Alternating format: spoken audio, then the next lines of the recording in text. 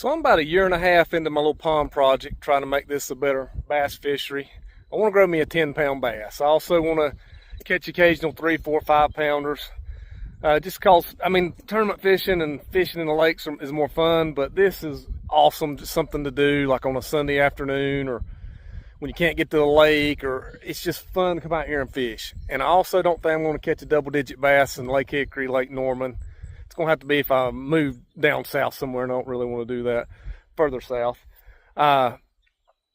This thing's been here since '63.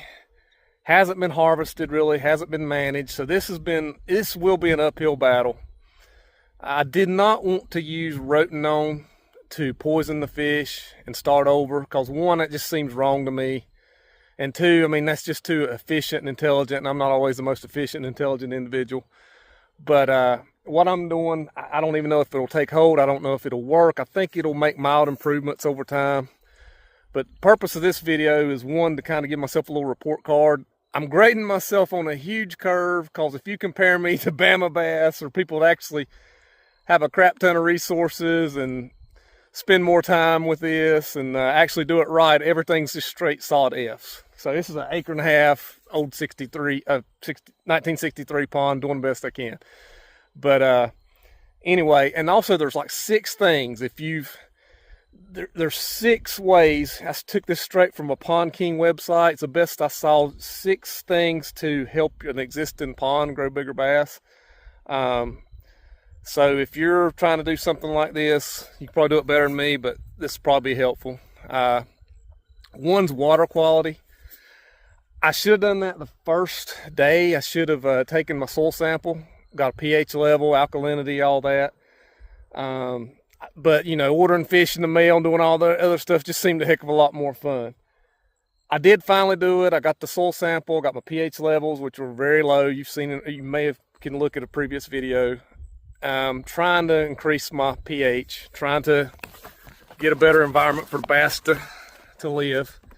So I'll give myself a D+ or C- on that. I should have done it earlier. It would have made my other interventions more effective, but I didn't. But I'm doing it now, and nobody around here does that. So I did try to do it. It was kind of expensive. Hopefully the calcis will work, bring my pH up. But anyway, C-, D+, C-. All right. My next thing, bait fish. Oh, yeah, I did calcis and I did AG lime. My next thing's a bait fish. It's fun to order the bait fish, golden shiners and whatnot. I don't know if they have gotten really entrenched in the pond. I don't think so. I've seen a bunch of small golden shiners. Maybe the bigger ones are offshore. So I did do that. Not much to tell about that. I'll probably give myself a C on that, because I put the crawfish in. It wasn't really, I shouldn't have done crawfish, period, at that point. But I put really big ones in at one time. Didn't really mean to. They sent me big ones by accident. Should have left that alone. Should not have put the crawfish in there. So I give myself probably a C. Next thing, supplemental feeding. I bought some Optimal fish food. I would come down here, walk, hand throw it. I didn't want to buy the Texas Hunter system, just because, I mean, that's a lot of money. I mean, I make decent money, but that's just a lot of money to throw into something like a little 1.5 acre pond. So I came down here and I would feed the fish. I didn't start it early enough. I wasn't super consistent with it, but it did seem to, the fish, the brim, the bluegill seemed to benefit from it. So I give myself probably maybe a B on that. Next thing would be, what was next on Pond King's website?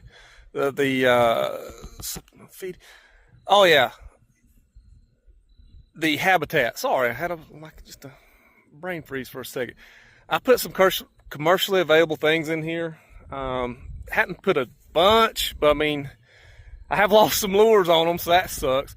But there is some old vegetation under the pond, so it's not like they just have nothing to hide around. But I've put some of those in strategic areas, and I also put a rock pile. It's not big enough, but it was a lot of work. I put probably 13 or 14 buckets plus a few other large rocks that would not fit in the buckets into a rock pile. Caught some fish on it. Hasn't been as consistent as I thought it would be, but I give myself maybe an A- on the habitat. Next thing's the genetics. I give myself an A on the genetics. I ordered the American Sports Fish, the F1s, tiger bass. So hopefully they'll get started. And I haven't caught any. I've caught some fish lately. I don't know if they're the tiger bass, but they're fatter than what I typically catch, and they're colored a little more vibrant color. So I don't know if that's in my mind. I don't know if that's a American Sports Fish F1. I think it's the F1s. They haven't grown what I've seen other people say they'll grow in like a year or so. I don't know if that's just really good advertisements or just this is just not the ideal environment. I'm thinking probably more the environment, 70%, 80%, and 20%. What they're advertising is just kind of outliers where people show how they grow like 2, 3, 4 pounds in 6 months or something like that. And then the last thing is harvest. So the most important things were the first one, the water quality and the harvest. None of that has ever been done here. I finally started harvesting some.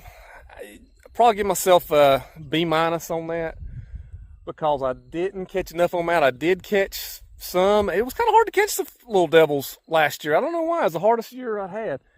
This year's been better, but I didn't harvest a ton this year because I was afraid I'd be throwing out my F1s. Now I've started the really skinny fish, the ones that look like crap. I basically harvest those. I harvested some last year, maybe 30, 40 fish before I put my F1s in.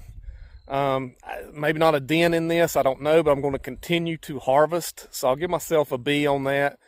If you start from the time I've lived here till now, I'll give myself an F because I never did harvest. But anyway, that's my grade so far. The fishing does seem to have improved a little, bit. I really know I'm going to give myself to 2026. Hopefully we'll see a big difference. But those are the 6 things you can do. I'm not an expert at all. The Pond Boss guys made that very, very painfully obvious. They don't like me very much, but that's okay. Some of them are still cool. They give me good advice. But those are 6 things you can do if you don't have the resources or if you don't want to spend a ton of money. There's 6 things you could do to an old broke down pond. My mistakes, do the pH levels and alkalinity levels first, harvesting, all that. That's how I did. Hopefully it'll get better and I'll have a heck of a bass fishery. Not holding my breath though, but it's fun to